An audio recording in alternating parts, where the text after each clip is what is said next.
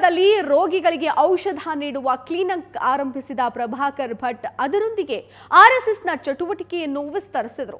ಹಳೆಯ ರಾಮ ಮಂದಿರದಲ್ಲಿ ಭಜನಾ ಕಾರ್ಯಕ್ರಮ ಸಂಘಟಿಸಿದ ಪ್ರಭಾಕರ್ ಭಟ್ ಆ ಮೂಲಕ ತಮ್ಮ ಸಂಘದ ಚಟುವಟಿಕೆಯನ್ನ ಆರಂಭಿಸಿದರು. ಸುಮಾರು 25 ವರ್ಷಗಳ ಹಿಂದೆ ಬಂಟ್ವಾಳ ತಾಲೂಕಿನ 2ನೇ ದೊಡ್ಡಪೇಟೆ ಕಲ್ಲಡ್ಕದಲ್ಲಿ ಪ್ರಭಾಕರ್ ಭಟ್ ಆರಂಭಿಸಿದ ಶಿಶು ಮಂದಿರ ಇಂದು ಪ್ರೌಢಶಾಲೆ, ಪದವಿ ಪೂರ್ವ ಕಾಲೇಜುಗಳ ಮೂಲಕ ಶ್ರೀರಾಮ ವಿದ್ಯಾಕೇಂದ್ರವಾಗಿ ಬೆಳೆದು ನಿಂತಿದೆ.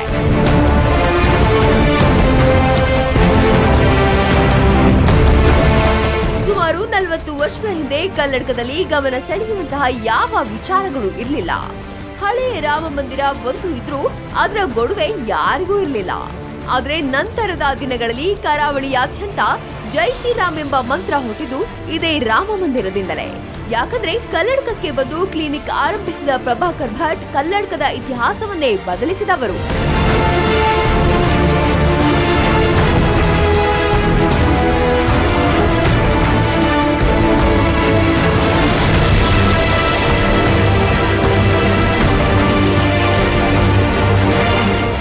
ಪರಿಸ್ಥಿತಿಯ ಸಂದರ್ಭದಲ್ಲಿ ಕಲ್ಲಡ್ಕದ ರಾಮ ಮಂದಿರದಲ್ಲಿ ಹೋರಾಟದ ರಣತಂತ್ರಗಳು ಸಿದ್ಧವಾಗಿದ್ದವು. ಅಲ್ಲದೆ ಪ್ರಭಾಕರ್ ಭಟ್ ದಂಪತಿಗಳಿಬ್ಬರು ಮೀಸಾ ಕಾಯ್ದೆಯಡಿ ಜೈಲು ಸೇರಬೇಕಾಯಿತು.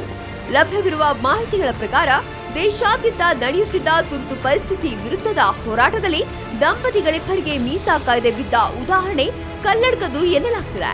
ಮುಂದೆ ಕಲ್ಲಡ್ಕದಲ್ಲಿ ರಾಮ ಮಂದಿರದ ಮೂಲಕ ಪ್ರೌಢಶಾಲೆ ಸ್ಥಾಪಿಸುವ ಯೋಜನೆ ಸಿದ್ಧವಾದಾಗ ಕಾಂಗ್ರೆಸ್ ವಿರೋಧದ ಹಿನ್ನೆಲೆಯಲ್ಲಿ ಸರ್ಕಾರ ಕಲ್ಲಡ್ಕದಲ್ಲಿ 144 ಸೆಕ್ಷನ್ ಜಾರಿ ಮಾಡಿತ್ತು. ಆಗ 5 ಜನರ ಗುಂಪಿನಂತೆ 2,000ದಷ್ಟು ಜನರು ಸೇರಿ ಪೇಜಾವರ ಸ್ವಾಮೀಜಿಗಳಿಂದ ಶಿಲಾನ್ಯಾಸ ನೆರವೇರಿತ್ತು.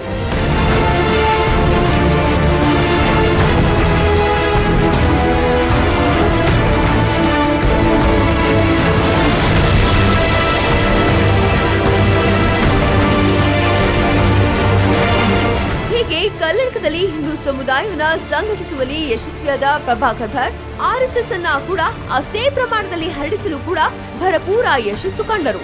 ಹೀಗಾಗಿಯೇ ಆರ್ಎಸ್ಎಸ್ನ ಮುಂಚೂಣಿ ನಾಯಕರಾಗಿ ಬೆಳೆದ ಪ್ರಭಾಕರ್ ಭಟ್ ಬಿಜೆಪಿಯಲ್ಲೂ ತಮ್ಮ ಪ್ರಭಾವ ವಿಸ್ತರಿಸಿಕೊಂಡರಲ್ಲದೆ ಇಂದು ಕರಾವಳಿಯ ಕೋಮು ವಿಚಾರ ಬಂದಾಗಲೆಲ್ಲ ಕಲ್ಲಡ್ಕದ ಹೆಸರು ಪ್ರಸ್ತಾಪವಾಗುವ ಮಟ್ಟಿಗೆ ಪ್ರಭಾವ ಹೊಂದಿದ್ದಾರೆ.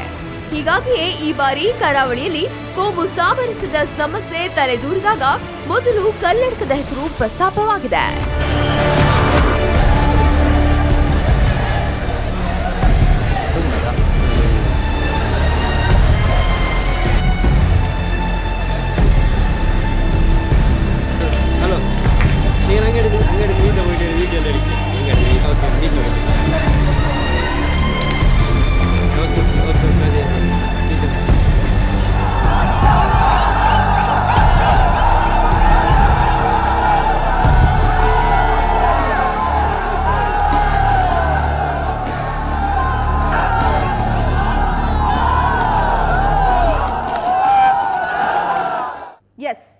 ಇದು ಕರಾವಳಿಯಲ್ಲಿ ಕೋಮು ಗಲಭೆಯಾದಾಗಲೆಲ್ಲ ಕೇಳಿ ಬರುವಂತಹ ಕಲ್ಲಡ್ಕ ಪ್ರಭಾಕರ್ ಅವರ ಇತಿಹಾಸ. ಇದೇ ಈ ಹೊತ್ತಿನ ವಿಶೇಷ.